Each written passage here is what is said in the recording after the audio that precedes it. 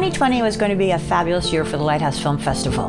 We'd already been awarded from Movie Maker magazine, one of the 25 coolest film festivals in the world. We were on the way up. Sales were up considerably over the previous year. We had these 9 shows and a bunch of concerts and children's theater and comedy and all kinds of stuff. We should have known something was up because the brochure was black.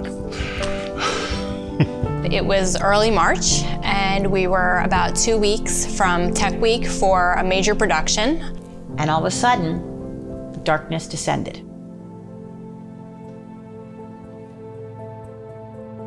Things started shutting down very quickly. It became frightening, and the lights went out in the theaters, in movie theaters, and on the arts. We don't know what this is, we don't know what this is going to be. What quickly followed was we just stopped rehearsals altogether. I had a tour out, and they were in North Dakota, and they were coming across to Michigan, and then Michigan closed. And we started thinking about the season here and what in the world were we going to do. It became very evident that things like theater were going to be the last to open. It was heartbreaking to watch, and it was heartbreaking to be part of.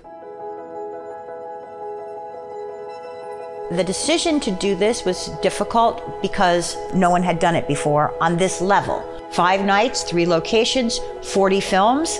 That was a big undertaking. Only 5 weeks to go. Doing the season outside, we'd still lose several $100,000, but if we didn't do anything, we would close. My husband and I were talking, and we're like, what are we gonna do? It was really his initial suggestion that said, you know what about Windward? Oh my gosh, we can make that work. We just hit the ground running. We lobbied the governor for weeks to allow us to have a drive-in. We ended up putting up a tent, building a stage, putting a truss in for lighting, bringing the sound in, and we did our shows with socially distanced seating. Our director, Heather, came up with a very clever system. So she used ropes, and on the rope was tape. Every other one was a different color, so the kids knew, go from green to pink, and they knew they had to be within these markers or they were too close.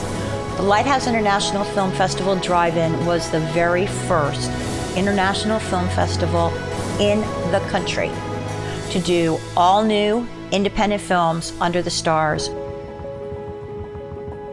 It was a challenge, marking spaces, figuring out how to park cars, coming up with COVID safety regulations. We not only wrote the book, we established the protocols, which we have freely shared. Obviously, we had to clean everything like crazy. We had to figure out how we were going to seat people. 4 chairs, then 6 feet, then 2 chairs, then 6 feet, and then 1 guy by himself, and then 6 feet. Next row would be 6 feet behind. We rearranged the seating for every event. This was a huge undertaking, and we had such a great team that just pulled together. These kids had to do everything for themselves. They had to keep track of their costumes. They had to keep track of their props. What scenery we had, they had to be in charge of moving it. We made the news in New York, France, Iran, and Israel. We were in Rolling Stone magazine. We were in Variety, Deadline, because it was such a unique undertaking. When we got to the end of it, I looked at the show and I looked at the lighting and the sound and everything we did and how the audience was marked out and people rolling in, and it was just such an overwhelming feeling. And I remember sitting there thinking, this is so wonderful. You realize how valuable your relationships are. But the biggest thing I learned is that if there's a will, there's a way. You know, there really is. You have to just be willing to adapt and willing to say, okay, well, what if? What if? We found that people really appreciated that we did what we did, and not only told us that, but donations, giving, unearned income is almost double what it was the previous year. Never underestimate people with a mission who have a belief. We learned that not all struggles end the road.